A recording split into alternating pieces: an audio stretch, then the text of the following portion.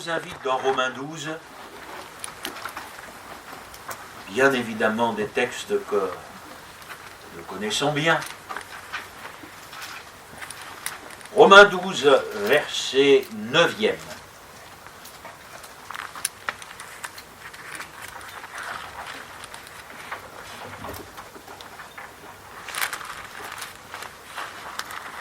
Romains 12, verset 9, que l'amour soit sans hypocrisie. Ayez le mal en horreur, attachez-vous fortement au bien. Par amour fraternel, soyez pleins d'affection les uns pour les autres. Par honneur, usez de prévenance réciproque. Ayez du zèle et non de la paresse. Soyez fervents d'esprit, servez le Seigneur. Réjouissez-vous en espérance, soyez patients dans l'affliction, persévérez dans la prière. Pourvoyez aux besoins des saints, exercez l'hospitalité, bénissez ceux qui vous persécutent, bénissez et ne maudissez pas. Réjouissez-vous avec ceux qui se réjouissent, pleurez avec ceux qui pleurent, ayez les mêmes sentiments les uns envers les autres, n'aspirez pas à ce qui est élevé, mais laissez-vous attirer par ce qui est humble. Ne soyez point sages à vos propres yeux, ne rendez à personne le mal pour le mal, recherchez ce qui est bien devant tous les hommes. S'il est possible, autant que cela dépend de vous, soyez en paix avec tous les hommes. Ne vous vengez point vous-même, bien-aimés, mais laissez agir la colère, car il est écrit « À moi la vengeance, à moi la rétribution, dit le Seigneur. » Mais si ton ennemi a faim, donne-lui à manger, s'il a soif, donne-lui à boire, car en agissant ainsi, tu amasseras des charbons ardents sur sa tête. Ne te laisse pas vaincre par le mal, mais surmonte le mal par le bien. Amen. Je crois, frères et sœurs, que s'il nous fallait nous arrêter sur chaque phrase dans ces versets que nous venons de lire, ben on n'est pas sorti. Hein. Ces textes sont d'une richesse incroyable. Des exhortations courtes, mais d'une telle profondeur. Et au milieu de toutes ces exhortations, le Seigneur a mis sur mon cœur ce matin de vous parler du zèle. Verset 11, « Ayez du zèle et non de la paresse, soyez fervents d'esprit, servez le Seigneur. » Est-ce que ça ne devrait pas être normal qu'un chrétien soit zélé? Est-ce que le zèle ne devrait pas être l'apanage du chrétien pour son Seigneur? Quand on voit dans ce monde le zèle que certains sont capables de déployer pour toutes sortes d'activités, de sport ou je ne sais quoi encore, est-ce que le chrétien, la chrétienne que nous sommes, ne devrait pas, naturellement, à cause de cette nouvelle nature héritée de notre conversion, est-ce que nous ne devrions pas être zélés? Une fois de plus, frères et sœurs, pour que le Seigneur, par le Saint-Esprit, nous exhorte à avoir du zèle, c'est que peut-être dans la théorie, c'est quelque chose qui pourrait nous paraître évident, mais dans la pratique, certainement, ça l'est un petit peu moins. Et le Seigneur a besoin de nous rappeler des choses qui peut-être nous paraissent évidentes, mais en fait, elles sont essentielles. Le zèle, frères et sœurs, dépend des motivations de notre cœur. Donc, être zélé va dépendre de choses qui sont profondément ancrées en chacun de nous par l'œuvre du Seigneur. Frères et sœurs, nous pouvons faire certaines choses par habitude. Il y a des habitudes qui sont bonnes. Je pourrais dire c'est une bonne habitude que de venir le dimanche matin. Mais j'ai aussi envie de vous dire ce serait dommage si nous venons parce que c'est une habitude. Vous êtes d'accord avec moi? Et il faut, moi je crois que nous devons être des hommes et des femmes qui veillent sans cesse. Parce que vous savez, avec l'expérience que le Seigneur nous donne dans le ministère, moi je réalise qu'il y a un piège que les chrétiens ne voient pas, c'est celui de la religiosité. Parce que les choses, nous les faisons dans nos cœurs, nous les faisons pour le Seigneur, etc. Mais il va arriver un moment, frères et sœurs, où sans que nous ne nous en rendions compte, ces choses, nous pourrions les faire par habitude. Nous pourrions les faire, non plus forcément parce qu'elles viennent du plus profond de nos cœurs, mais on va les faire parce qu'on les a toujours faites, parce que depuis qu'on est petit, on va au culte le dimanche matin. Et il y a un moment, frères et sœurs, moi je l'ai remarqué dans la vie de bien des frères et sœurs, il y a une espèce de routine qui s'installe, et parfois j'ai envie de dire que le cœur n'y est plus, en tout cas, plus comme autrefois. Pas dire qu'il n'y a plus rien qui vient du cœur, mais on sent quand même que les choses ne sont plus comme elles étaient faites auparavant. Oserais-je dire même qu'il y a des choses qui sont faites par devoir? C'est dommage, tout devrait être fait par le cœur. Regardez un exemple tout simple, l'offrande que nous donnons au Seigneur. Ne devrions pas la donner comme un devoir. Nous devrions la donner avec joie, nous dit la parole de Dieu. N'est-ce pas? Donc ça c'est quelque chose qui vient du cœur. Heureux de faire pour le Seigneur. Ce que le Seigneur désire, c'est que tout ce que nous allons faire pour lui, nous le fassions avec zèle. Et pour ça, il va donc falloir que nous acceptions, utiliser un gros mot, de faire une introspection, c'est-à-dire que nous acceptions d'aller regarder au plus profond de notre cœur, un petit peu comme ça s'est passé pour le fils prodigue. La Bible nous dit il est rentré en lui-même, donc on va rentrer ce matin en nous-mêmes. Après, frères et sœurs, je pense rester biblique si je vais vous dire de vous examiner vous-même. Oui, on est d'accord, donc on s'examine soi-même, mais on veut aller jusqu'au plus profond de nos cœurs pour examiner les motivations de nos cœurs. Qu'est-ce qui nous motive? Qu'est-ce qui vous a motivé à venir ici ce matin? Pourquoi ici et pas ailleurs? Qu'est-ce qui vous a motivé?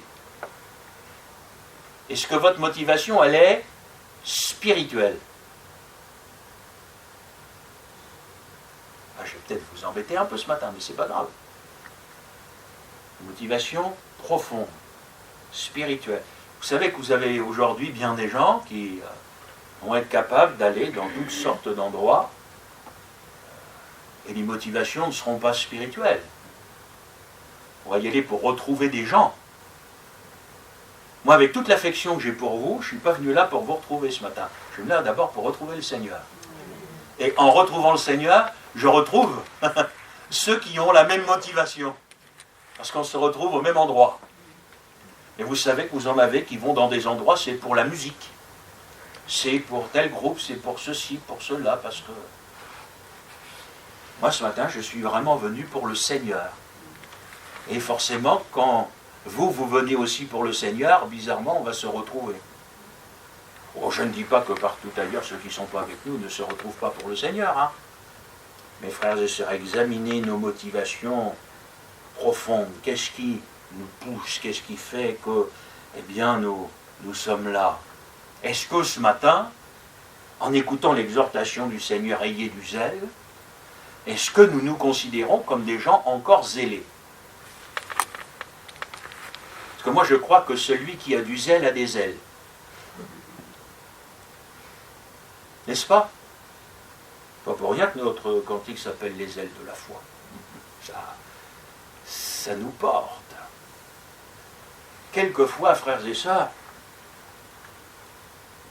nous les pasteurs, c'est nous qui devons porter, c'est nous qui devons pousser. Ayez du zèle. Et parfois en disant ça, on oublie qu'il y a une virgule avec quelques mots derrière pour nous montrer ce qu'est l'opposé du zèle. Et non de la paresse. Et non de la paresse. J'aurais pu ce matin vous parler du paresseux, parce que la Bible en parle, n'est-ce pas? C'est l'opposé de celui ou de celle qui a du zèle. Vous savez, frères et sœurs, quel que soit le véhicule que nous avons, il est toujours susceptible un jour ou l'autre de tomber en panne. On n'aime pas ça, n'est-ce pas, quand la voiture tombe en panne? Mais, vous pouvez acheter la plus belle voiture du monde, même la plus belle voiture du monde, censée être la plus fiable, un jour ou l'autre, pour une raison ou une autre, elle peut tomber en panne. Alors excusez, mon image, elle vaut ce qu'elle vaut. Moi je trouve que parfois il y a des chrétiens qui sont en panne. Toutes les apparences sont là, la voiture est là, le moteur est là, etc. Les gens pourraient s'arrêter autour, sauf que la voiture elle n'avance plus. Elle est en panne. Après que personne ne vienne me parler d'âge avec le zèle, parce que je ne sais pas si vous avez remarqué que plus les voitures vieillissent aujourd'hui, plus elles prennent de valeur. Donc plus vous vieillissez, plus vous devenez des chrétiens de collection. Donc on ne peut pas dire, voilà, je suis plus bon à rien, je ne peux plus faire, etc. Le zèle, frères et sœurs, c'est spirituel. C'est pas une question d'âge. Moi, je crois qu'il peut y avoir dans nos assemblées des chrétiens âgés qui soient plus zélés que des jeunes. Alors que les jeunes sont plus en forme, hein. Donc c'est pas une question de forme physique, c'est pas une question de capacité. Effectivement, plus l'on vieillit, moins on peut en faire. Je dirais, c'est normal. La parole de Dieu nous le dit. Le zèle n'a rien à voir avec ça. Le zèle, c'est spirituel. Je me souviens d'un serviteur de Dieu qui, très âgé, approchant les 90 ans, continuait dans la rue à distribuer des prospectus, à interpeller les gens sur le trottoir, en leur demandant, mais pour vous, qui est Jésus? Est-ce que Jésus est votre sauveur? Là, je me dis, Seigneur, on a des leçons à apprendre. Hein? Alors, d'où est-ce que cela vient? Que l'on puisse être zélé ou que l'on manque de zèle? Eh bien, frères et sœurs, l'image que je vais utiliser pour essayer d'éclaircir cette pensée, c'est l'image du feu. Et nous pourrions comparer le zèle au feu, et un feu, ça s'entretient. Et si vous n'entretenez pas le feu, il ne va pas s'éteindre d'un coup, hein, mais petit à petit, ça va baisser en intensité, et puis si on ne fait rien, ça va finir par mourir. Hein. Ça va finir par mourir.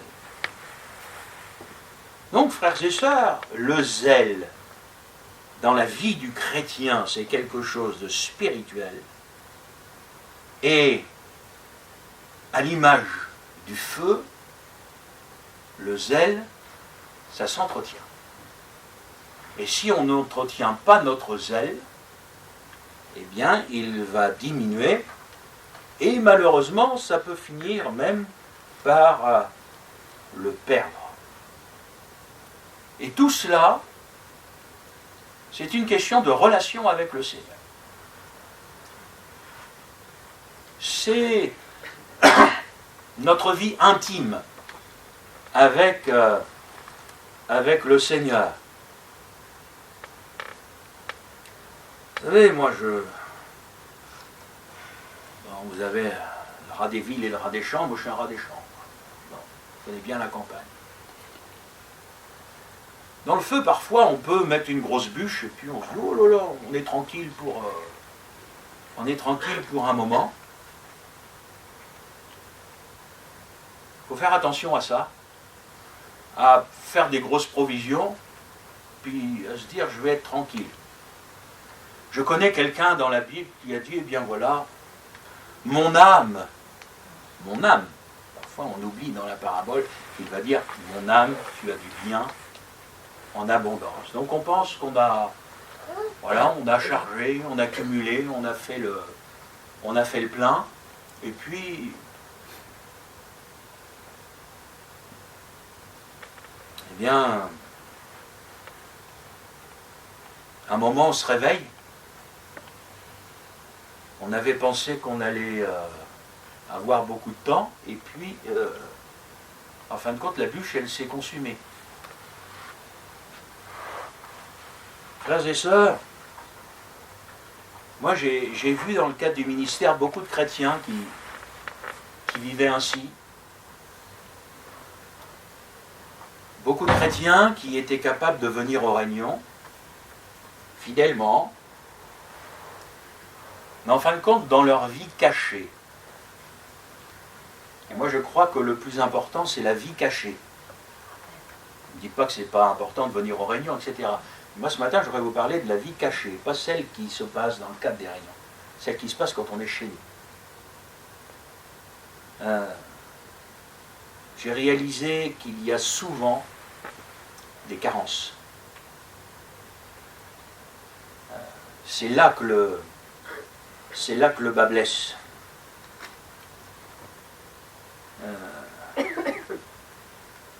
Vous savez, si un chrétien ne met du bois dans le feu que quand le feu est quasiment mort, ça va faire une drôle de vie spirituelle. Ça va faire une vie spirituelle en dents de scie. Avec des chrétiens en haut, en bas, en haut, en bas, en haut, en bas. Et moi, j'ai rencontré beaucoup de chrétiens. L'église, la réunion, c'était un petit peu comme le téléphone du chargeur, le chargeur du téléphone portable, vous savez. On venait pour faire le plein. Alors, on est en haut, puis après on repart, et puis on est en bas, et puis il faut revenir. Moi, je pense que ce qui serait mieux, c'est que le chargeur il soit branché tout le temps. Comme ça, vous ne risquez pas d'avoir de baisse. Et pour ça, il faudrait qu'il soit branché sur le ciel, au lieu d'être branché... Vous savez, frères et sœurs, quand on vit en relation avec le Seigneur, mais en permanence, quand on vit en communion avec Dieu, il peut y avoir extérieurement des circonstances difficiles, mais spirituellement parlant, on ne fait pas des hauts et des bas comme ça. Moi, j'ai rencontré des chrétiens qui n'ont jamais vraiment expérimenté la joie du salut. Dans l'église depuis 30 ans ou 40 ans, mais en fin de compte, ils ont passé toute leur vie à penser qu'ils étaient sauvés, perdus, sauvés, perdus, sauvés, perdus. Donc à chaque fois que dans leur vie, il y avait une faille, ben, ils avaient l'impression qu'ils avaient perdu leur salut. Donc ils ont passé leur vie à être des fils prodigues. Mais, frères et sœurs, la parole de Dieu, bien sûr, ne nous encouragera jamais à vivre dans le péché. N'est-ce pas? Mais en même temps, la Bible nous dit, si nous avons péché, nous avons un avocat auprès du Père. notre justice, c'est le sang du Seigneur Jésus qui nous couvre comme d'un manteau. Alors je crois effectivement que le chrétien, dès qu'il va réaliser qu'il y a quelque chose de mal dans sa vie, moi je crois qu'il va se précipiter dans les bras du Seigneur, en demandant au Seigneur de le laver, de le purifier. Mais frères et sœurs, il faut que nous arrivions à rentrer. Alors, c'est extrêmement délicat parce qu'aujourd'hui, vous avez des prédicateurs de la grâce à bon marché qui vont vous dire, vous pouvez vivre n'importe comment, vous pouvez faire n'importe quoi, nous sommes sous la grâce, quelque part, avec l'amour, l'amour excuse tout, pardonne tout, etc. Donc, en un mot, vous pouvez faire n'importe quoi, le Seigneur Jésus vous pardonnera toujours. Franchement, frères et sœurs, pour moi, quand je lis la parole de Dieu, le Nouveau Testament, j'ai bien du mal à adhérer à ce genre de choses. Mais en même temps, je crois dans la grâce de Dieu. Et je crois que l'enfant de Dieu que nous sommes, parce que Dieu a fait de nous ses enfants, bien moi je crois dans un Seigneur qui nous fait grâce, un Seigneur qui nous pardonne, un Seigneur qui continue encore aujourd'hui à travailler nos cœurs, nos vies, pour que nous soyons changés, transformés de gloire en gloire, jusqu'à ce que nous parvenions à ressembler à l'image parfaite du Seigneur Jésus. Je crois à cela parce que c'est ce que la parole de Dieu me dit. Et frères et sœurs, bien évidemment, il peut arriver que quelqu'un tombe dans le péché. Alors là, bien, la seule solution, c'est la repentance, n'est-ce pas? C'est de revenir. Mais la Bible nous dit bien que celui qui est né de Dieu ne fait pas du péché une habitude de vie. Et si nous avons péché, eh bien nous venons auprès du Seigneur pour être pardonnés. Alors le zèle, eh bien le zèle c'est spirituel. Et ça dépend de notre relation avec Dieu. J'ai parfois vu des gens qui s'emballent facilement. Alors là, c'est un feu, mais pas fait avec du bois, fait avec de la paille. Alors si vous les écoutez, ils vont tout faire, ils vont décrocher la lune, etc. Et puis 2 mois après, ils sont plus là, tout est terminé. Ça, pour moi, c'est pas du zèle, c'est pas un zèle spirituel. Et si j'osais parler d'être froid, tiède ou bouillant, serait-ce biblique? Et que j'associais cette pensée au zèle? Ne croyez-vous pas que le zèle,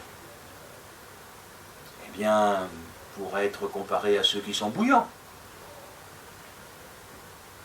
Alors on peut avoir moins de zèle. Oserais-je dire que ça parle de tiédeur? Alors là, quand il n'y a plus de zèle, on est froid. Vous vous souvenez ce que le Seigneur dit? Puisses-tu être ou froid ou bouillant?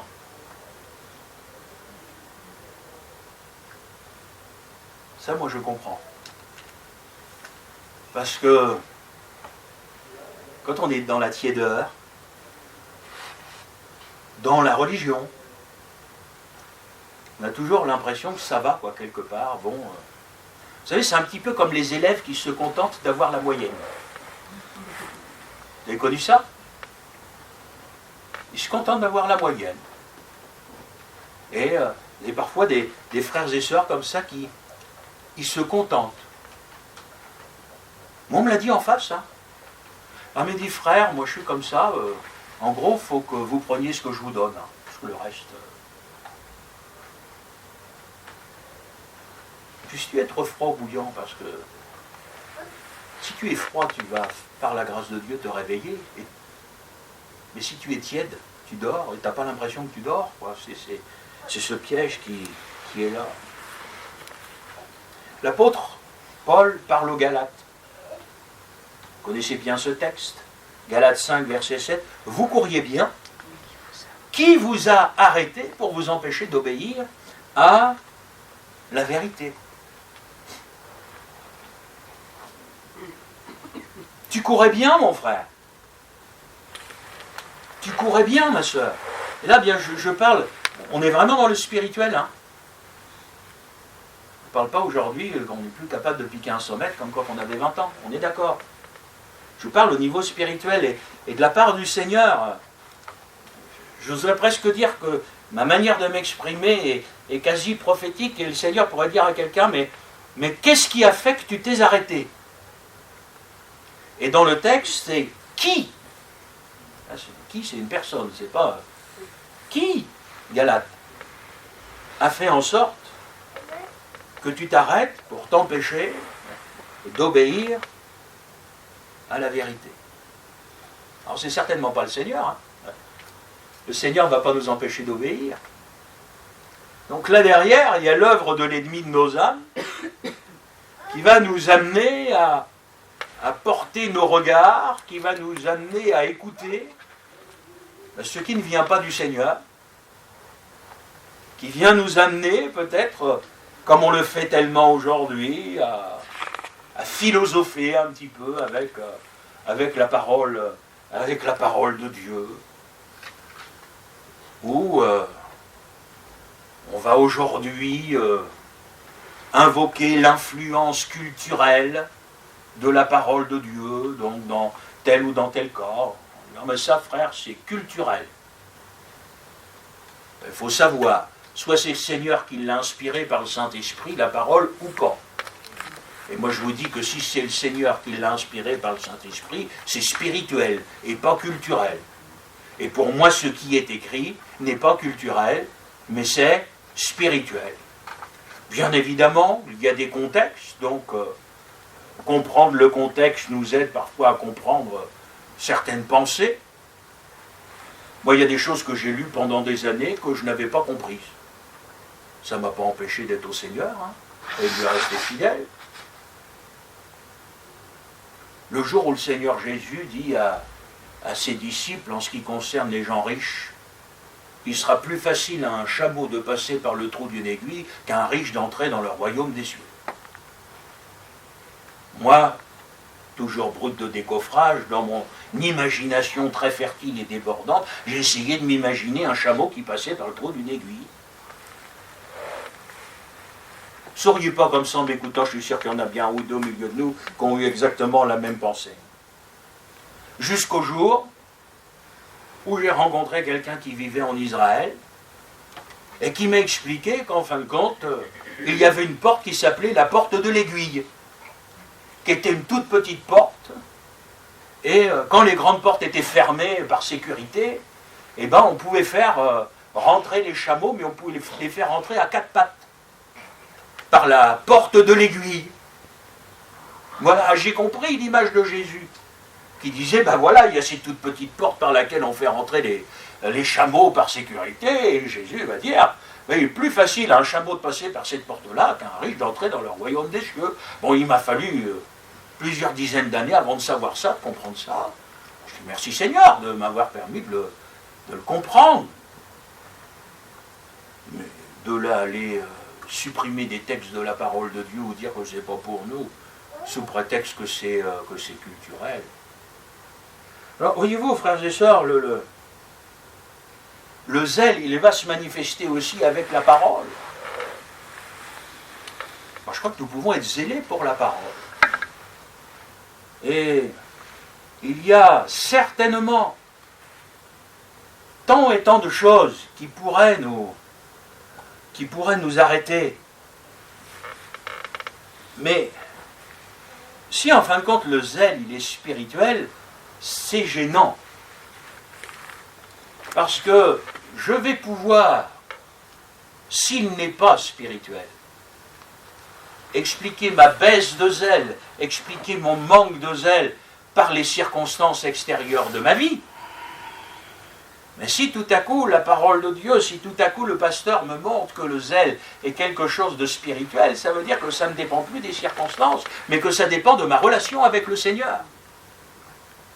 Ça veut dire que quelque part, je n'ai plus d'excuses. Ah frère, vous savez, aujourd'hui, ça va pas, etc., à cause de ça. Donc je vis une situation, mais quelque part, j'ai une excuse. Mes frères et sœurs, au niveau spirituel, on n'a pas d'excuses. Le chrétien, la chrétienne que nous sommes, se doit d'entretenir sa communion avec Dieu. Nous devons, frères et sœurs, d'entretenir le feu. Parce que si nous ne le faisons pas, c'est la mort. Excusez-moi d'être abrupt, mais si on ne met pas du bois dans le feu, frères et sœurs, on va mourir. Alors, on pourra être là le dimanche matin. Mais parfois, vous avez des gens qui sont là au culte le dimanche matin, mais ils sont morts. Vous avez toutes les apparences de la vie. On va être capable de chanter parce qu'on nous a appris à chanter. On va être capable de prier, enfin tout. On va même donner notre offrande et tout ça. Quand la Bible nous dit que le Seigneur regarde au cœur, ça ne veut pas dire que toutes ces choses-là ne sont pas importantes. Ça veut dire qu'il regarde à l'essentiel. Ce que je fais, est-ce que je le fais par devoir, est-ce que je le fais par habitude, ou est-ce qu'il y a un feu qui brûle dans mon cœur? Un feu que j'entretiens jour après jour, dans ma communion avec le Seigneur, dans mon intimité avec le Seigneur. Et ce qui fait que ce que je fais, je le fais de tout mon cœur, je le fais spirituellement, pour le Seigneur. En fait, le niveau de notre zèle, quelque part, dépend du niveau de notre communion avec Dieu. Paul disait encore aux Corinthiens, 2 Corinthiens 5, 14, « L'amour de Christ nous presse. » L'amour de Christ nous presse. Aimez le Seigneur. Tu aimeras le Seigneur ton Dieu. Et tu l'aimeras de tout ton cœur, de toute ton âme, de toute ta force, de toute ta pensée. Et tu aimeras aussi ton prochain comme toi-même. Et tu l'aimeras pas un petit peu. Que tout en moi bénisse son saint nom. C'est notre être tout entier qui aime le Seigneur. Et notre moteur, le moteur de notre zèle, il est là. Il ne dépend pas des circonstances positives ou négatives. Il ne dépend pas même de la bénédiction. Il dépend de cet amour qui me fait vivre. C'est ma motivation. C'est ça et rien d'autre. L'amour de Christ. L'amour des âmes. Qui va faire que ça va même être lié au service.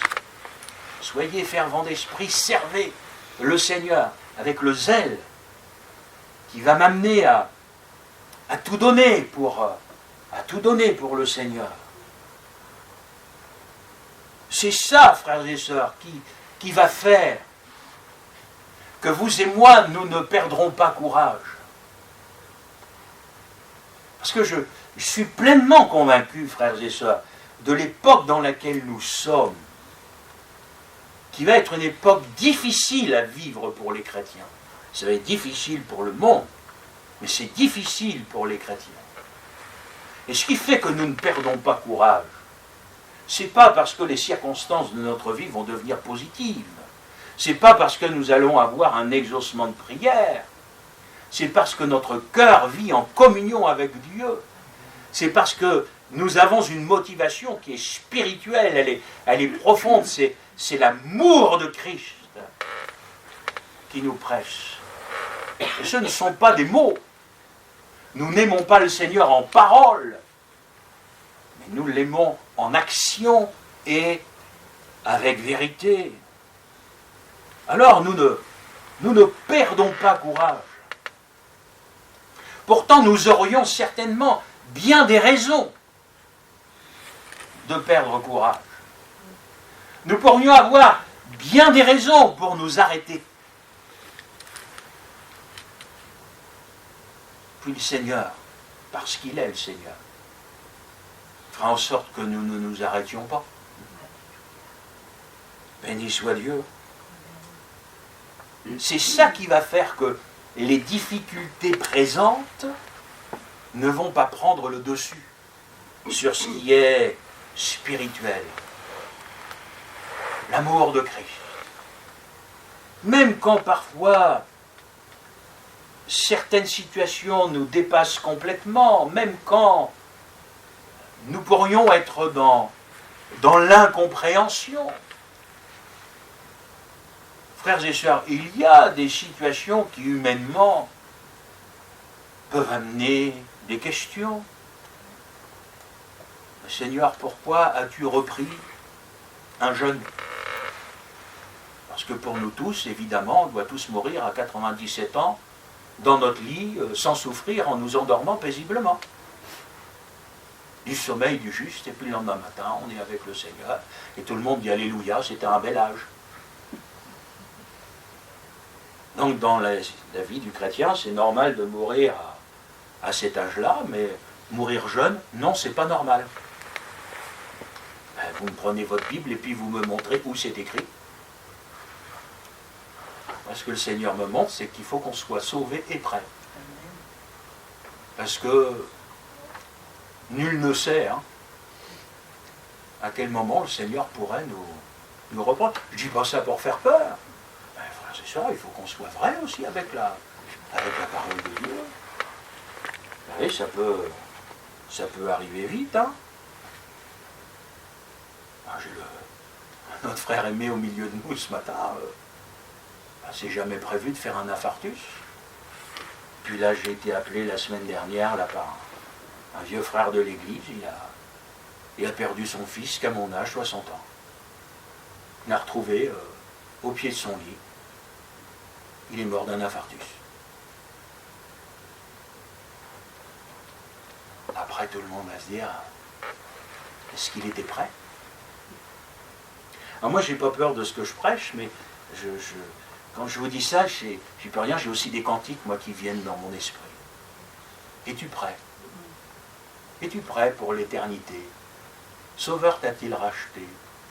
Est-ce qu'en tant que serviteur de Dieu, c'est pas mon rôle de préparer l'Église et de préparer les chrétiens en disant, mes frères et sœurs, il faut être prêt.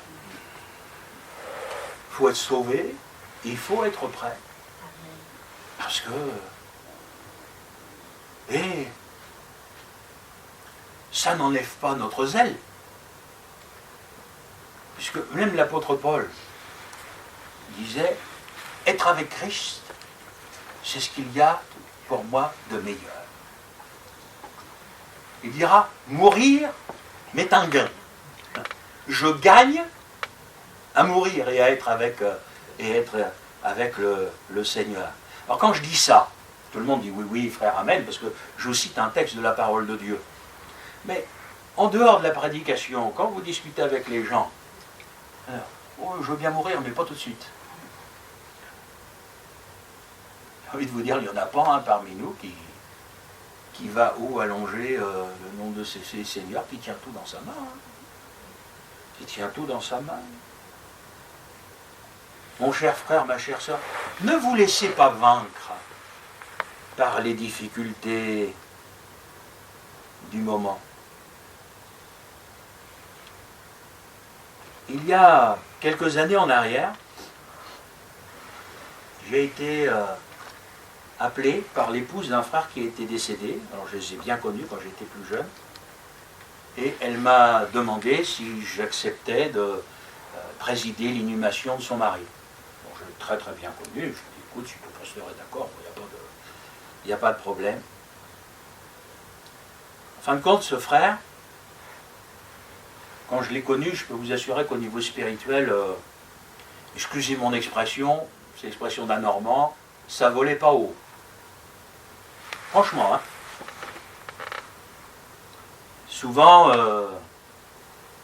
nous inquiétait.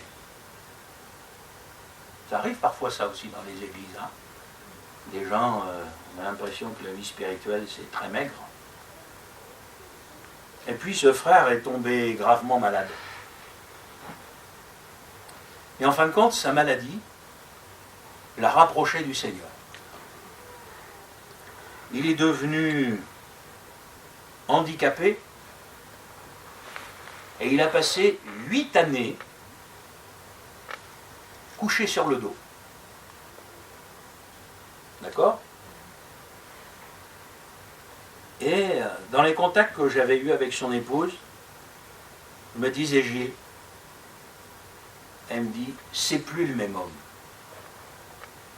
Elle dit, il passe son temps à lire sa Bible. Il passe son temps en communion avec le Seigneur à prier. Elle m'a dit, il lisait sa Bible en entier 4 fois dans l'année.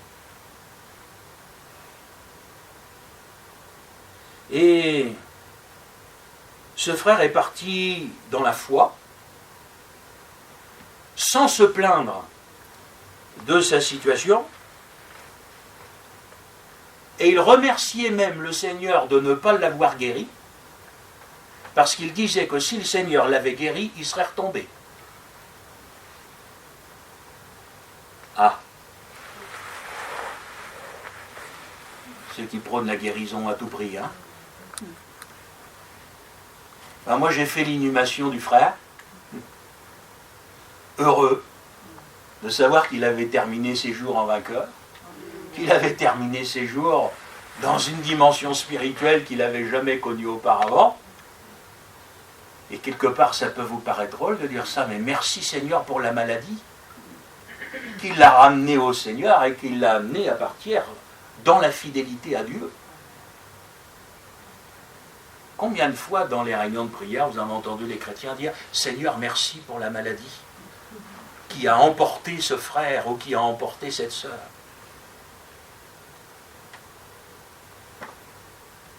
Et frères et sœurs, Élisée, n'importe lequel des prophètes, hein, après avoir manifesté le miraculeux de Dieu, il est mort malade. Vous le saviez, n'est-ce pas? Et lui qui est mort malade, vous savez qu'un jour, il y a un mourant là qui va toucher ses os et qui va ressusciter. Alors là, cherchez pas à comprendre. Hein. Il n'y a que le Seigneur, il n'y a que la puissance de Dieu pour tout cela. Alors, chrétien, il est où ton zèle? Est-ce qu'il existe encore? Et s'il existe encore, est-ce que tu es plus zélé aujourd'hui que tu ne l'étais hier? Et si tu es moins zélé aujourd'hui que tu ne l'étais hier, qu'est-ce qui t'a arrêté? Qu'est-ce qui a fait, mon frère, ma soeur? Je reste toujours en vous disant spirituellement. Qu'est-ce qui a fait que peut-être aujourd'hui, vous êtes moins zélé? Est-ce que le Seigneur a changé? Est-ce que la parole de Dieu a changé? Et on va être obligé, frères et sœurs, si on veut être honnête, de reconnaître que là, on s'est laissé prendre par tout notre environnement, par toutes les circonstances, on s'est laissé peut-être décourager, on est entré dans la routine, tranquillement, on s'est un petit peu endormi, on s'est reposé peut-être sur les autres.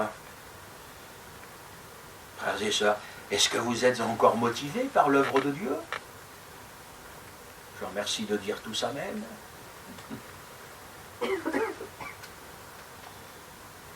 Quand Paul va parler à Timothée,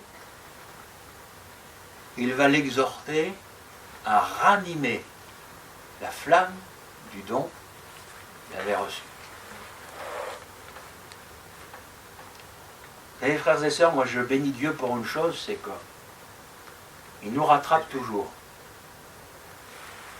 Vous savez, même dans le ministère, parfois, on a des circonstances qui sont parfois difficiles, et qui pourraient nous amener à dire, bon, maintenant, Gilles, tu as fait ton temps, trouve quelqu'un de plus jeune, etc.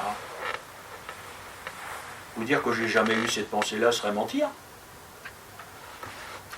Puis il y a toujours un moment où, je ne sais pas si c'est le Seigneur qui me tape sur l'épaule, qui me dit, hey, bonhomme, non, hein c'est pas le moment d'arrêter. Il dit, regarde les brebis, regarde les champs qui sont blancs pour la moisson. Au moment où il y a le travail qui est là, tu voudrais laisser le travail à quelqu'un d'autre. Non, non, pas question. Le Seigneur va toujours être là, frères et sœurs, pour faire en sorte que nous soyons, que nous restions des chrétiens zélés. Loin de moi ce matin la pensée de vous faire de la peine, mais de vous amener en vous disant, mon frère, ma soeur, il y a un feu qui est là, et à côté du feu, il y a un tas de bois. Je ne crois pas qu'il y aurait quelque chose à faire. Croyez pas, frères et sœurs, qu'il faudrait qu'on prenne quelques bûches et qu'on les remette dans le feu ce matin? Puis j'ai envie de vous dire, pas seulement ce matin, et puis, pour que le feu redémarre, c'est bien de souffler dessus. Non? Ah, j'ai été scout pendant plus de 20 ans, je sais ce que c'est que de souffler sur le feu. Ben, moi, avec mes images toutes simples, ça me parle du Saint-Esprit. Tu sais, si le Saint-Esprit souffle, vous croyez que le feu, il va repartir? C'est normal, parce que le Saint-Esprit est aussi un feu. Donc quand le feu souffle sur le feu, ça va faire du feu, je ne sais pas ce que vous en pensez. Et moi je me dis, Seigneur, comme on a besoin de toi. Je me dis, Seigneur, comme ça peut être facile de s'arrêter. Excusez mon expression, de s'encrouter. Hein? Ah non. C'est facile de chanter les vieux cantiques. Jusqu'au bout, je veux te suivre, dans les bons, dans les mauvais jours. Oui, sauf que quand les mauvais jours arrivent, on ne veut plus le suivre. On passe son temps à gémir, etc. Et Seigneur, j'ai besoin de toi. Fais-moi grâce pour que ma vision, en fin de compte, soit une vision spirituelle. Mon frère, ma soeur, ne mettez pas du feu une fois, du bois dans le feu une fois, parce que le pasteur vous y exhorte. C'est tous les jours. Tous les jours. Vous savez, je connaissais bien mon grand-père. Il avait des expressions qui étaient les siennes. Il disait, Tigor, il faut que tu sois baptisé dans le Saint-Esprit tous les jours. Bon, je sais qu'on est baptisé dans le Saint-Esprit qu'une seule fois, c'est pas ça qu'il voulait dire.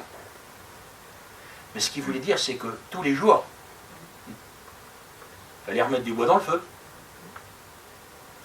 Et vous savez, parfois, frères et sœurs, dans les générations qui sont les nôtres, il faut qu'on fasse attention à ne pas vivre avec des souvenirs. Du feu qui brûlait bien autrefois. C'était très bien que le feu brûle autrefois, mais aujourd'hui, est-ce qu'il brûle encore? Est-ce qu'il y a encore ce zèle, mon frère, ma soeur, dans ton cœur, dans ton âme? Et je crois tout simplement ce matin que si nous acceptons d'entendre la voix du Seigneur, eh bien on va faire ce qu'il faut. On va retrouver peut-être davantage le chemin de la prière, de la parole, de la communion avec Dieu. On va entretenir, on va remettre du bois dans le feu, le Saint-Esprit va venir, puis il va te vivifier. Moi, j'ai des rêves. Des rêves de pasteur. Moi, je rêve, avec les images bibliques, je rêve d'un chrétien qui va venir au culte le dimanche matin comme un lumignon qui fume et qui va repartir avec un feu nouveau. Ça, c'est des rêves de pasteur. Mais je crois qu'ils peuvent tout à fait se réaliser. Parce qu'ils sont bibliques.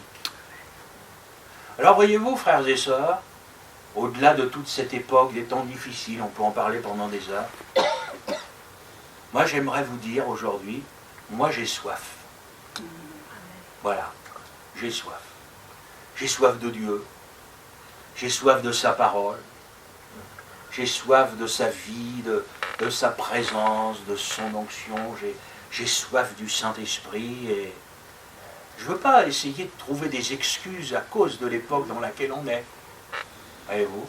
Non. Moi j'ai soif. Alors je bénis Dieu. Des fois le Seigneur a besoin de raviver notre motivation. Voyez-vous qu'il le fait. Béni soit le Seigneur. Mon frère, ma soeur, vous ne laissez pas manger. Vous ne laissez pas manger par la lassitude. Vous ne laissez pas manger par l'époque. Ne vous laissez pas manger par les soucis de la vie. Le Seigneur ne change pas. Et je crois vraiment que ce matin, au travers aussi de cette exhortation, qui peut-être peut bien évidemment nous reprendre sous certains aspects, j'aimerais vous dire, c'est bien quand le Seigneur nous reprend. On en a besoin. Mais en même temps, il nous encourage. Parce qu'il nous montre, frères et sœurs, qu'il est toujours là. Alors, je vais terminer, mais alors, avec une image pour le feu. Vous allez me comprendre entre nous.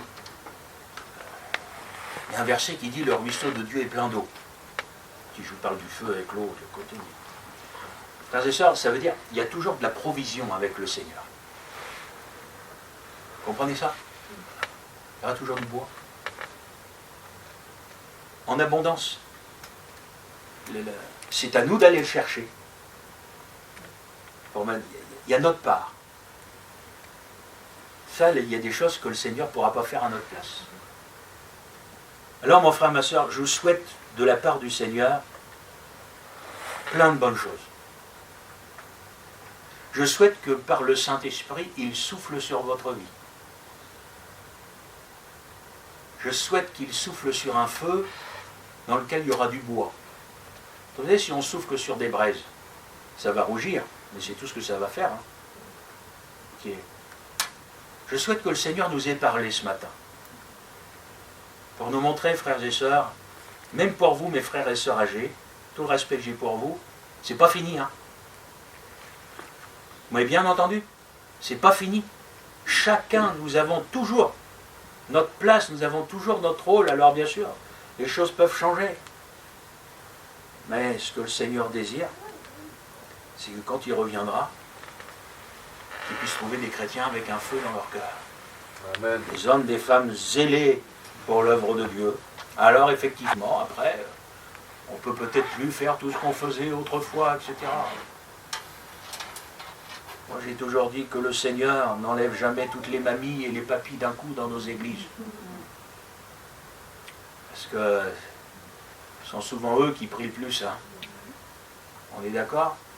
Ben voilà, mon frère, ma soeur. Certains parmi nous sont peut-être arrivés à un âge où la seule chose que vous pouvez faire, c'est de prier. Eh bien, gloire à Dieu. Et continue de prier, mon frère, ma soeur. Et puis, tant qu'on a des forces, ce qu'on peut faire pour le Seigneur, on le fait. Le jour où il n'y en aura plus, il n'y en aura plus. Mais en attendant, tout ce que ta main trouve à faire pour le Seigneur, fais-le. Que le Seigneur vous bénisse.